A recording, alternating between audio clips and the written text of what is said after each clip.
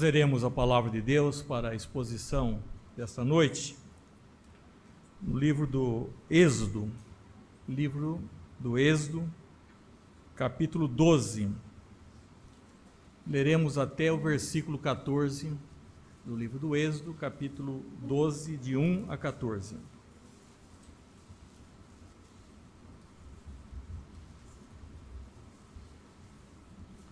A instituição da Páscoa.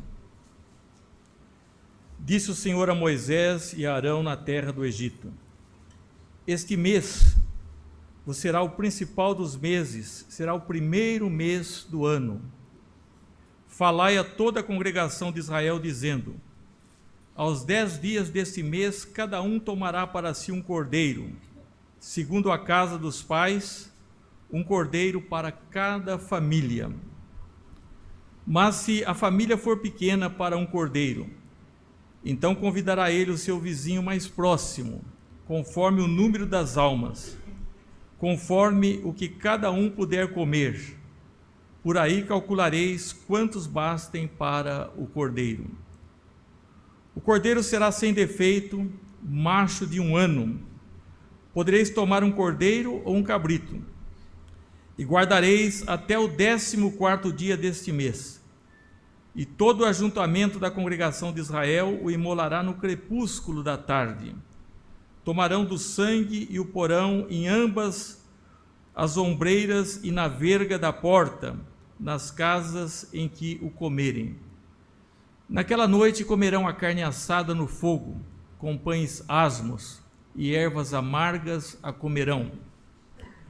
Não comereis do animal nada cru, nem cozido em água, porém assado ao fogo, a cabeça, as pernas e a fressura. Nada deixareis dele até pela manhã. O que, porém, ficar até pela manhã, queimá-lo-eis. Desta maneira o comereis: lombos cingidos, sandálias nos pés e cajado na mão, comê-lo-eis à pressa. É a Páscoa do Senhor. Porque naquela noite passarei pela terra do Egito e ferirei na terra do Egito todos os primogênitos, desde os homens até os animais. Executarei juízo sobre todos os deuses do Egito. Eu sou o Senhor. O sangue vos será por sinal nas casas em que estiverdes. Quando eu vir o sangue, passarei por vós, e não haverá entre vós praga destruidora, quando eu ferir a terra do Egito. Este dia vos será por memorial, e o celebrareis como solenidade ao Senhor. Nas vossas gerações o celebrareis por estatuto perpétuo.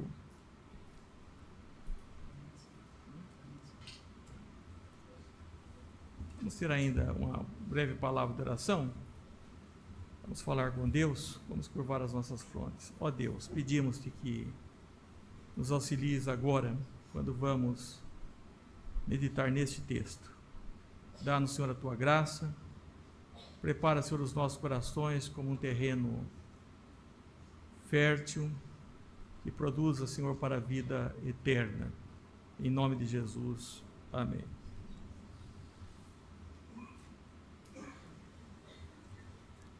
Nós vamos falar hoje sobre o dia da libertação.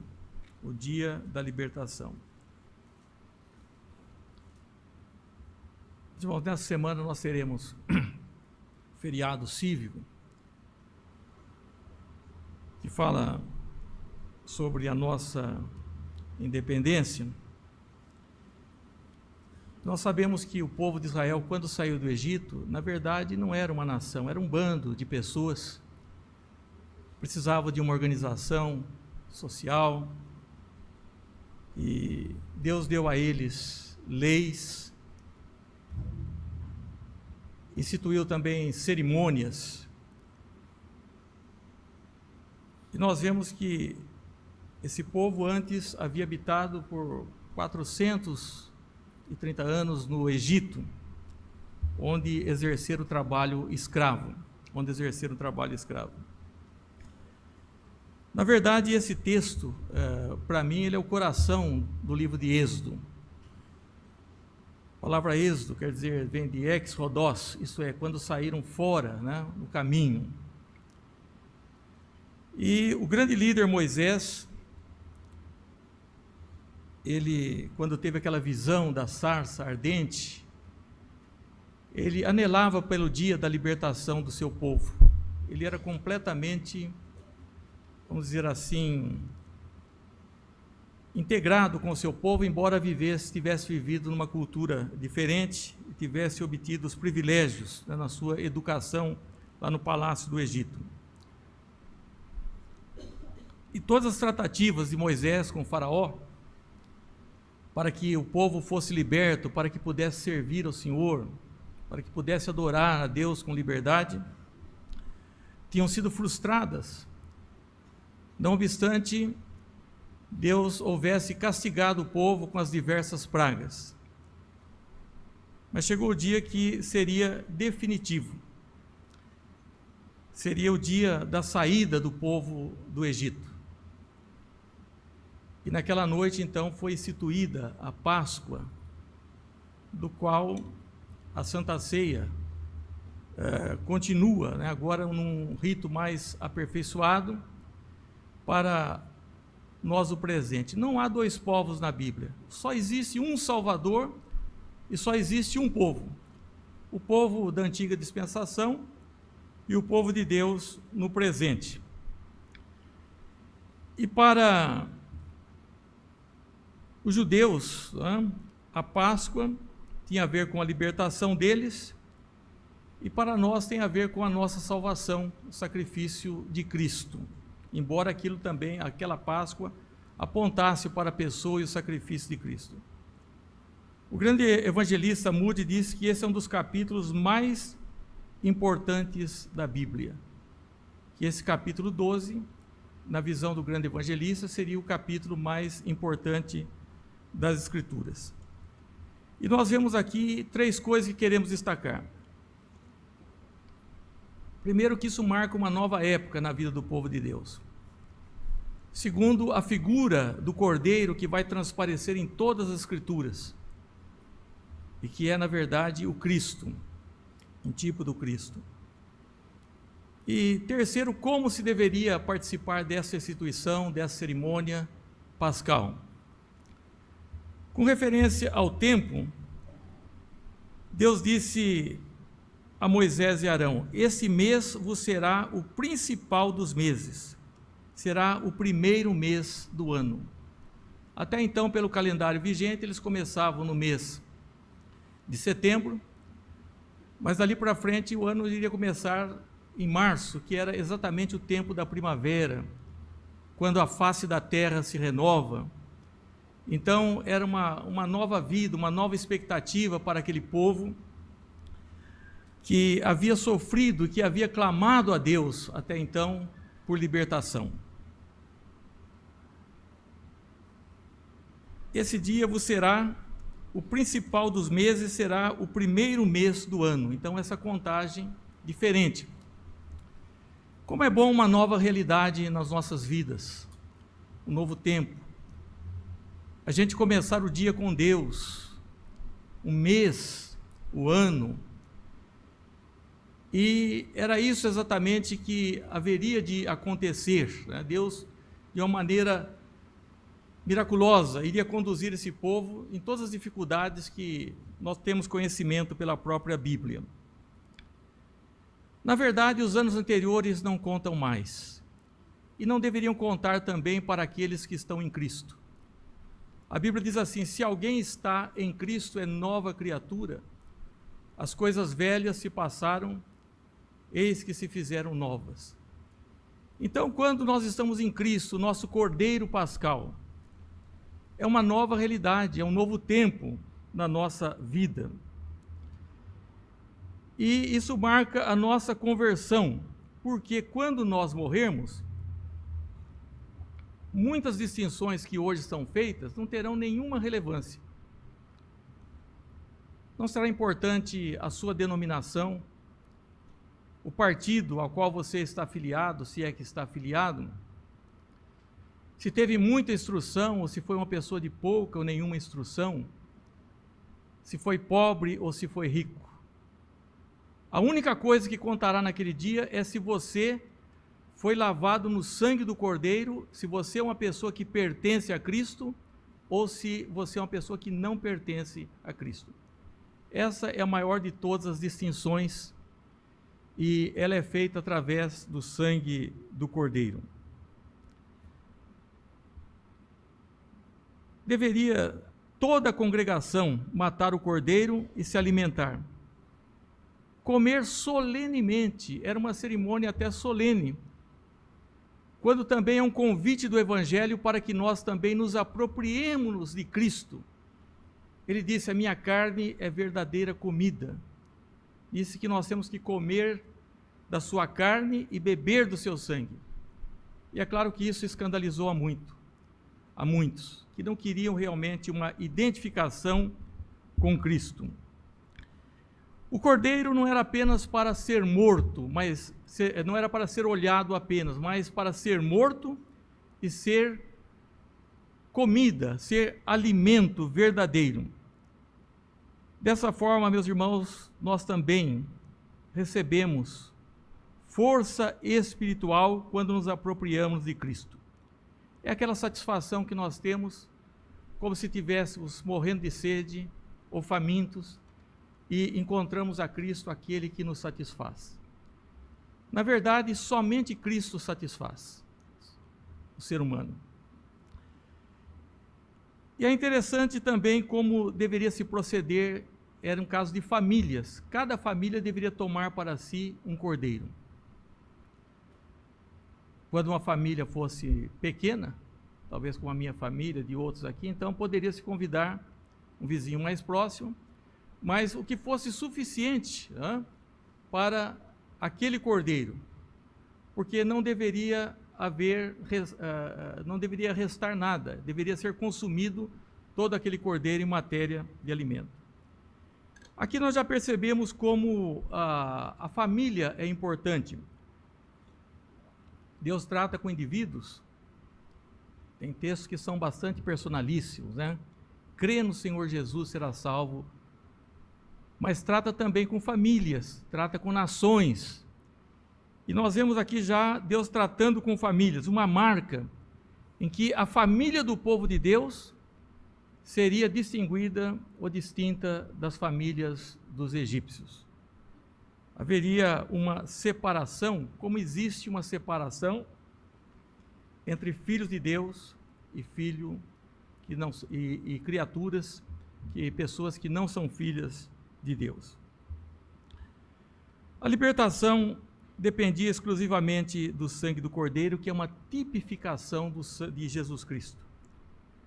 João Batista, primo de Jesus, ele se alegra quando vê Jesus se aproximando, e ele percebe também que as pessoas não jamais o seguiriam, mas seguiriam agora a Cristo, porque ele identificou a Cristo dizendo: eis aí o Cordeiro de Deus que tira o pecado do mundo. O Cordeiro de Deus que tira o pecado do mundo.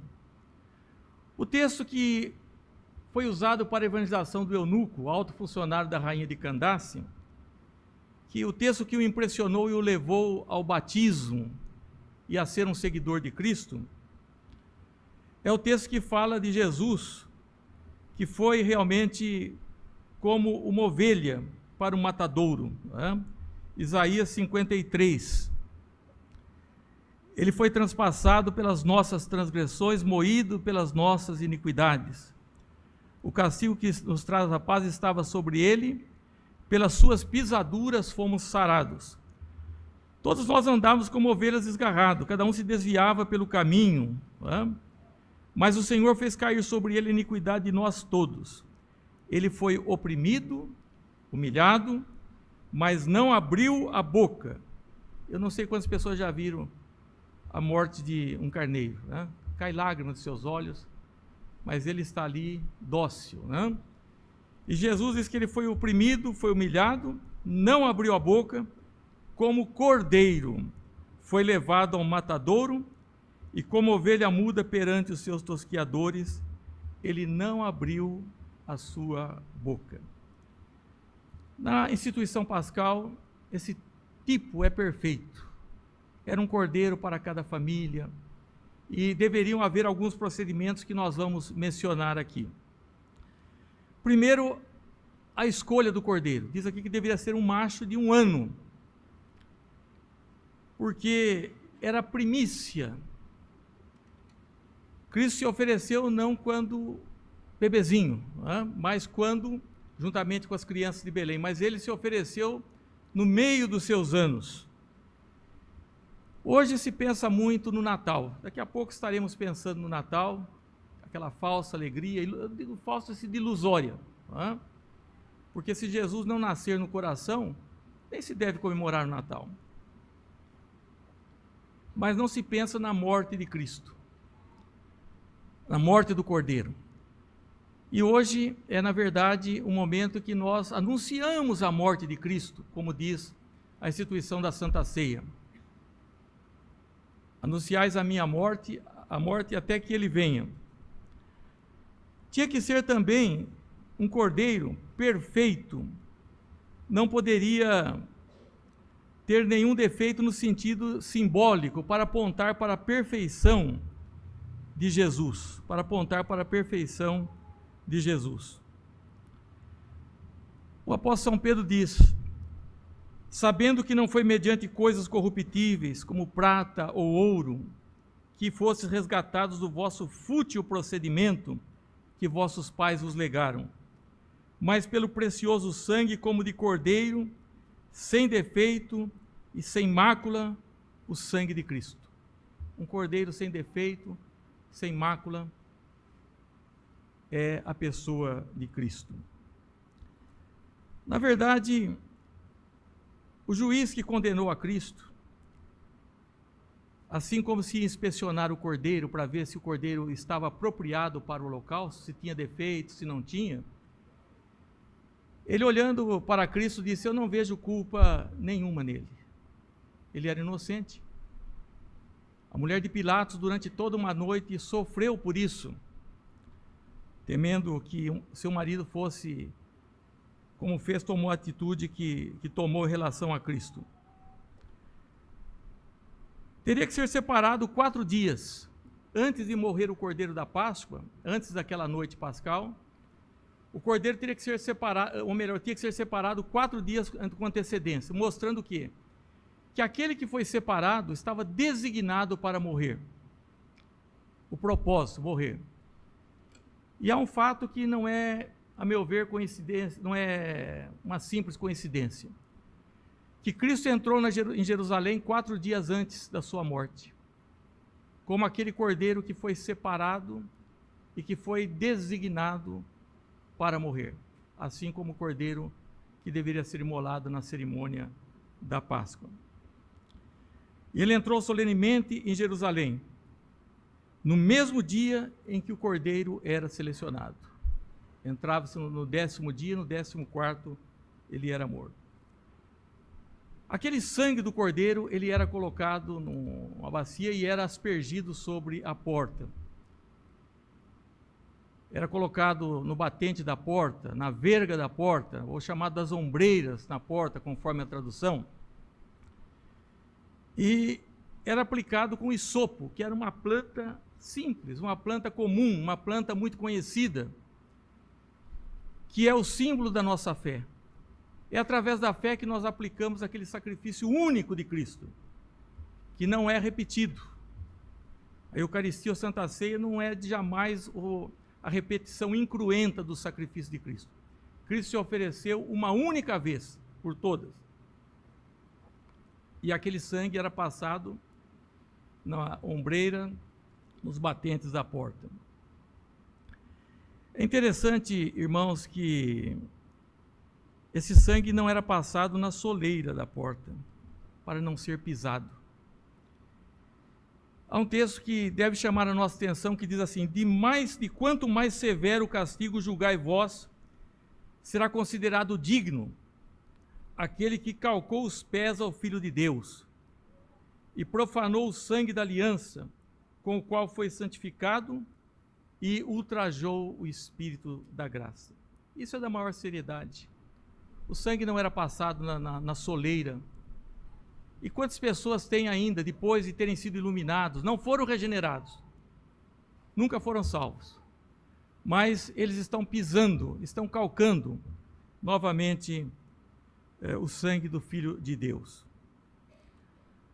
Outro fato importante, que esse sangue deveria ser ali borrifado, e ele livraria a pessoa, protegeria os primogênitos da maldição da lei e da morte.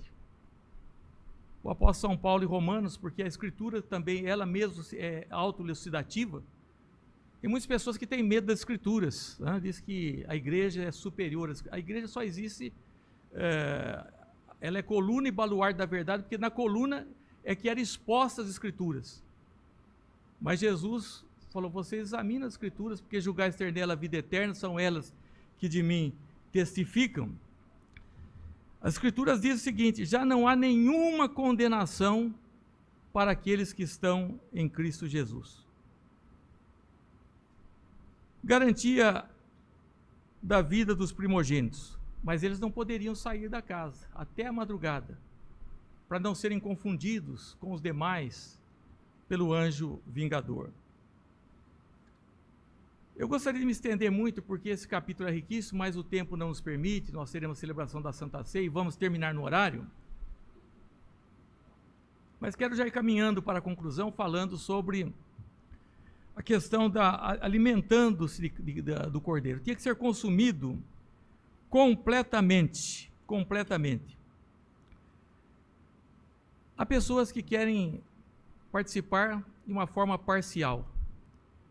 Eles querem a coroa de Cristo, mas não querem Cristo, querem a coroa, mas não querem o jugo e não querem a cruz. Quando nós nos apropriamos de Cristo inteiramente, nós realmente estamos nos apropriando do Filho de Deus. Deveria ser consumido imediatamente, nada poderia ser deixado para amanhã. E eu creio que aqui é um apelo para nós no dia de hoje. Antes que nós durmamos o sono, né, da morte, nós devemos nos apropriar de Cristo, esse sangue que dá segurança, que nos fortalece, e deveria ser em carne assada, deveria ser assado no fogo, simbolizando os sofrimentos de Cristo. Porque a ira de Deus é uma ira terrível, horrível coisa cair na mão de um Deus irado.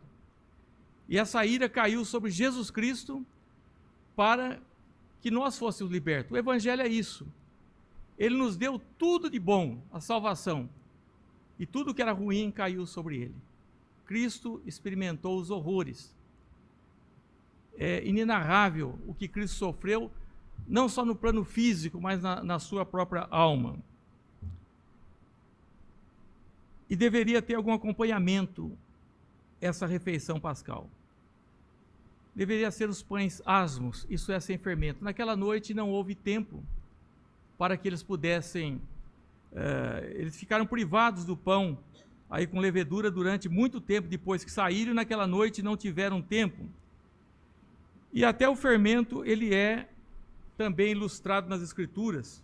Paulo disse assim, lançai fora o velho fermento, para que sejais nova massa, como sois de fato, sem fermento. Pois também Cristo, nosso Cordeiro Pascal, foi imolado. Por isso celebremos a festa não com o velho fermento, nem com o fermento da maldade e da malícia, e sim com os asmos da sinceridade e da verdade. Logo depois também foi instituída a festa dos pães asmos, e que não deveria ter as pessoas naqueles dias nenhuma preocupação, nenhum entretenimento ou coisas incompatíveis com aquela alegria. E deveria predominar o quê? Esse espírito da nova massa, não do velho fermento, daquelas coisas que apontam para as coisas ruins, da podridão, mas o fermento sem malícia, não o fermento com malícia, com a falta de sinceridade e da hipocrisia. E havia também, por parte dos judeus, uma inspeção nas casas, para que ninguém guardasse fermento naqueles dias. Eles eram muito rigorosos nessas condutas. era acompanhado de ervas amargas, que quer dizer sobre o sofrimento do povo durante tantos anos. Né? E nós sabemos que o cordeiro, quando também coloca-se ervas amargas, ele adquire às vezes um paladar especial para nós. Quando o pecado for alguma coisa amarga na nossa vida, o cordeiro terá um sabor especial na vida do cristão. Então, a maneira como devia ser consumido, não se podia deixar para depois, tinha que ser consumido inteiramente.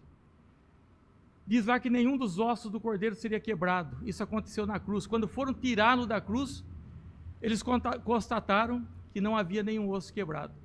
Porque às vezes quebravam os ossos do moribundo, do que estava ali moribundo, para que apressasse o óbito.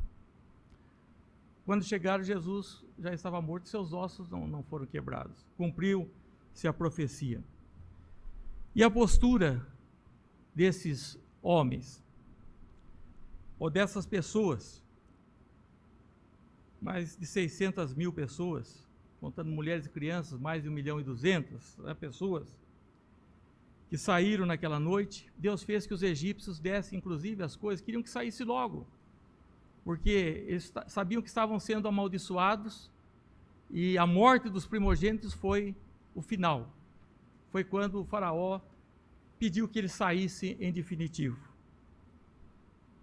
Essas pessoas, meus irmãos, elas tomaram aquela refeição pascal e, embora tivessem pressa, muita pressa, e aqui eu vejo uma lição, que não importa se as nossas mentes estão muito ocupadas,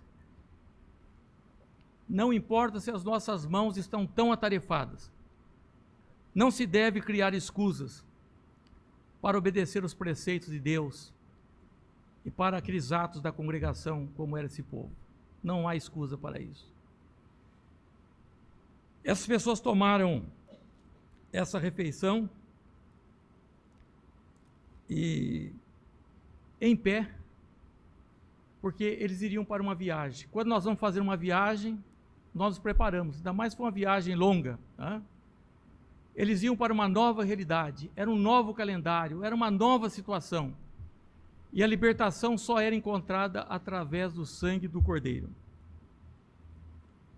Esses homens, alguns peregrinaram pelo deserto, e a Bíblia diz assim: todos esses morreram na fé, sem ter obtido as promessas, vendo-as, porém, de longe, saudando-as, e confessando que eram estrangeiros e peregrinos sobre a terra. Porque os que falam desse modo manifestam estar procurando uma pátria. E se na verdade se lembrassem daquela de onde saíram, teriam oportunidade de voltar. Mas agora aspiram a uma pátria superior, isto é, celestial. Por isso Deus não se envergonha deles, de ser chamado seu Deus, porquanto lhes preparou uma cidade. Na verdade, todos querem uma pátria, uma organização social e política. O Brasil se libertou da coroa portuguesa, e estranhamente muitos brasileiros estão indo agora para Portugal, estão voltando para Portugal. Né? Mas aqui diz que eles anelavam uma pátria, porque eles eram escravos até então. Eles não tinham leis. Mas, disse, os que falam desse modo manifestam estar procurando uma pátria, mas eles aspiram uma pátria superior. A libertação completa e verdadeira só virá para o povo de Deus através de Cristo. Já veio na pessoa de Cristo. Nesse mundo nós teremos situações melhores e situações piores. Mas eles tomaram essa alimentação, esse cordeiro. Já tinham sido libertos quando nós somos libertos do jugo, de Faraó, do pecado, devemos ser. Eles tomaram com um bordão nas mãos, sandália nos pés, cingidos, e pronto para essa liberdade. Toda a Escritura fala da libertação que nós temos em Cristo. Jesus falou a algumas pessoas assim: vocês vão morrer nos vossos pecados. Vocês vão morrer, vocês vão continuar escravos sempre. É a pior coisa que pode acontecer a uma pessoa, é nascer num estado de miséria e morrer nesse estado de miséria. É claro que nem todo judeu era crente, né? Nós vimos que no meio deles foi um mesclado de pessoas que mais tarde foram problemas para o povo de Deus, muitos eram só pelos laços da consanguinidade, mas não eram pela fé, verdadeiros filhos de Abraão, como na igreja também. Mas houve uma diferenciação. E eu gostaria de repetir o seguinte, meus irmãos, que nós devemos estar preparados para uma pátria melhor. Uma pátria perfeita, eu digo, quando os ares são muito bons desse lugar. E devemos ter disposição, porque essa libertação fala do perdão dos nossos pecados, da justificação, para vencermos as nossas lutas diárias. E a Santa Ceia tem muito, ou tem tudo a ver com isso. Foi na semana da Páscoa, no dia que Jesus também morreu e instituiu esse sacramento. O Cordeiro deve ser uma nova vida na vida das pessoas, tem que lançar agora o velho fermento. Aí tem a ver com santificação, tem que mudar. A pessoa tem que se apropriar inteiramente, não parcialmente. Ah, eu quero a coroa, mas eu não quero o jugo, eu não quero a cruz de Cristo. Nós precisamos nos apropriarmos de Cristo verdadeiramente. Isso é um marco na vida daqueles que aceitam Cristo, que levam a sério a sua vida cristã. A maneira como nós devemos apropriar está tipificado ali o próprio Cristo, que nós recebemos pela fé agora, e a maneira como devemos tomar, sentindo que nós somos peregrinos, e nós nunca vivemos um tempo em que as pessoas não querem morrer porque são mundanos. Eles pensam e agem como se fosse ficar aqui para sempre. Estão perdendo essa oportunidade. Ali havia pressa e havia essa alta significação, que a Santa Ceia do Senhor também aponta para essa realidade. Que Deus abençoe.